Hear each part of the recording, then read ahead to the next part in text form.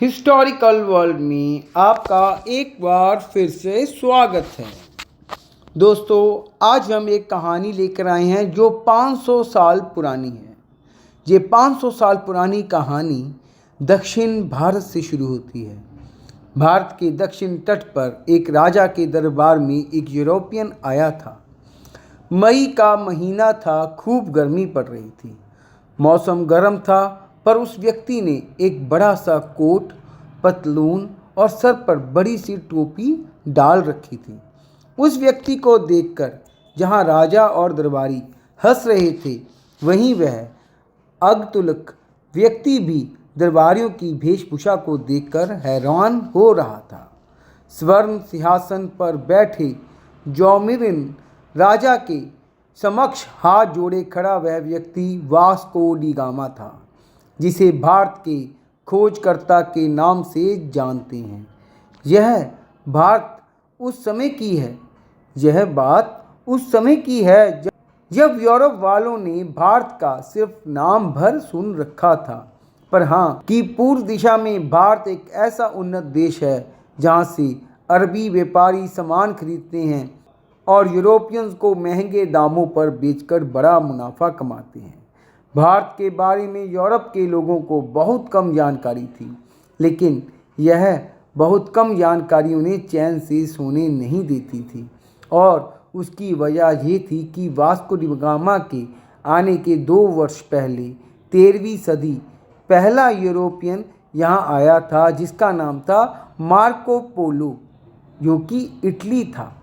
यह व्यापारी शेष विश्व को जानने के लिए निकलने वाला पहला यूरोपियन था, जो कस्तूनतुनिया के ज़मीनी रास्ते से चलकर पहले मंगोलिया फिर चीन तक गया था। ऐसा नहीं था कि मार्को पोलो ने कोई नया रास्ता ढूंढा था, बल्कि वह प्राचीन सिल्क रूट होकर ही चीन गया था, जिस रूट से चीनी लोगों का व्यापार भारत सहित अरब एवं यूरोप तक फैला हुआ था।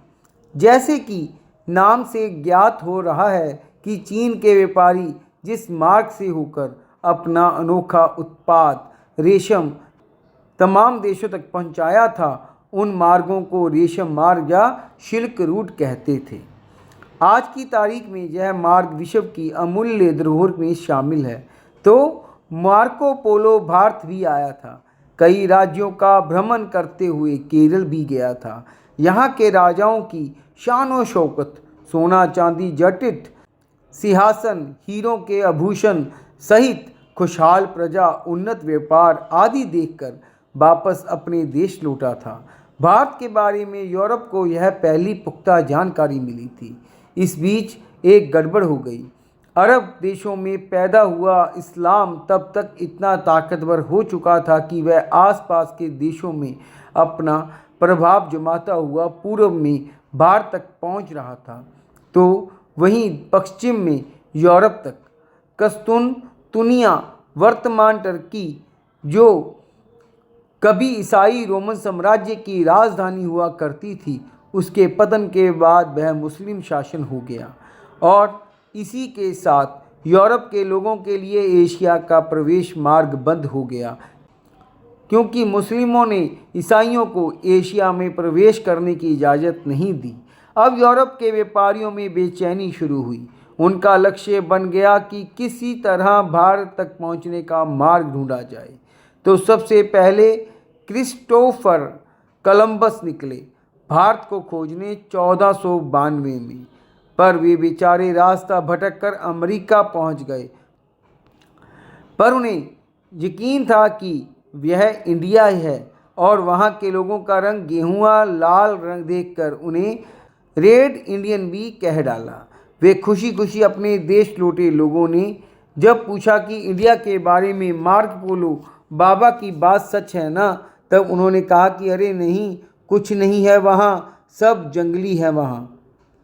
अब लोगों को शक हुआ कि बात पुर्तगाल पहुँची। एक नौजवान और हिम्मती नाविक वास्को डी गामा ने अब भारत को खोजने का बीड़ा उठाया। अपने बेड़े और कुछ साथियों को लेकर निकल पड़ा समुद्र में और आखिरकार कुछ महीनों बाद भारत के दक्षिण तट कालीकट पर उसने कदम रखा। इसी बीच इटली के एक दूसरे नाविक के माइंड में एक बात कचोट रही थी कि आखिर कोलंबस पहुंचा कहाँ था, जिसने आकर ये कहा था कि इंडियन के लोग लाल और जंगली हैं। उसकी बेचैनी जब बढ़ने लगी तो वह निकल पड़ा कोलंबस के बताए रास्ते पर। उसका नाम था अमेरिगो वेस्पुसी। जब वो वहाँ पहुँचा तो 1501 ईस्वी में तो देखा कि ये तो कोई वाकई ही एक नई दुनिया है। कोलंबस तो ठीक ही कह रहा था, पर उसने उसे इंडियन कहने की गलती नहीं की। वापस लौटकर जब उसने बताया कि वह इंडिया नहीं बल्कि एक नई दुनिया है जो यूरोपियंस की दोहरी खुशी मिली। इंडिया के अलावा भी एक नई दुनिया मिल चुकी थी। लोग अमेरिगो वेस्पुसी को की सराहना करने लगे, सम्मानित करने लगे हाथ। उस नई दुनिया का नामकरण भी इन्हीं महाशय के नाम पर अमेरिका रख दिया गया। यह बात कोलंबस तक पहुंची। वह हैरान हुआ कि ढूंढा उसने और नाम हुआ दूसरे का। इंडिया कहने की गलती जो की थी उसने। खैर, अब यूरोप के व्यापारियों के लिए भारत का दरवाज़ा खुल चुका था। नए समुद्री मार्ग की खोज हो चुकी थी जो यूरोप और भारत को जोड़ सकता था। सिंहासन पर बैठे जोमियन राजा से वास्को डी गामा ने हाथ जोड़कर व्यापार की अनुमति मांगी। अनुमति मिली भी, पर कुछ सालों बाद हालात बदल गए। बहुत सारी पुर्तगाली व्यापारी आने लगे। इन्होंने अपनी ताकत बढ़ाई। साम डान दंड की नीति अपनाते हुए राजा को कमज़ोर कर दिया और अंततः राजा का कत्ल भी इन्हीं पुर्तगालियों के द्वारा करवाया गया। 70-80 वर्ष तक पुर्तगालियों द्वारा लूटे जाने के बाद फ्रांसीसी आई। इन्होंने भी लगभग 80 वर्ष तक भारत को लूटा। इसके बाद डच हॉलैंड वाले आए, उन्होंने भी खूब लूटा और सबसे अंत में अंग्रेज आए। जब पर ये लूट कर भागने के लिए नहीं, बल्कि इन्होंने तो लूट का तरीका ही बदल डाला। इन्होंने तो पहले भारत को गुलाम बनाया, फिर तसल्ली से लूटते रहे।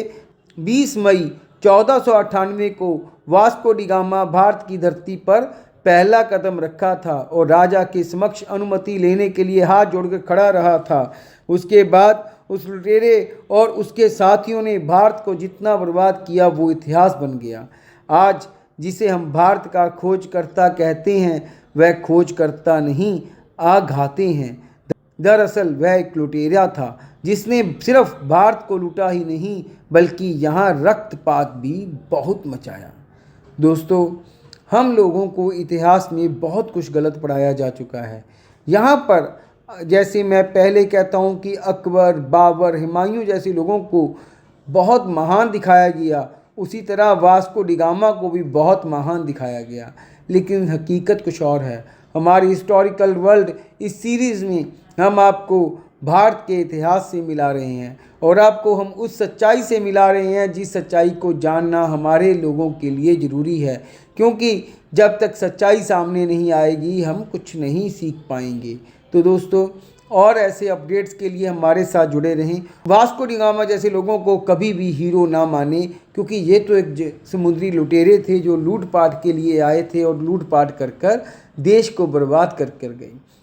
खैर, जो हुआ वो तो हो ही चुका है, लेकिन अब हमारे जो राजनेता कुर्सी पर बैठे हैं वो भी किसी यूरोपियन से कम नहीं। बस उनके लूटने का ढंग बदल गया है और रक्तपात तो अब भी हो ही रहा है, लेकिन तरीके बदल गए हैं। खैर, अपने इतिहास को जानते रहिए और हमारी इस वीडियो को समझकर जानकर अपने बच्चों तक पहुंचाइए और हिस्टोरिकल वर्ल्ड का हिस्सा बनिए। हमारे चैनल को सब्सक्राइब करिए, लाइक करिए, शेयर करिए और ज़्यादा से ज़्यादा लोगों तक पहुंचाकर हमारे साथ जुड़िए। नमस्कार, बाय बाय।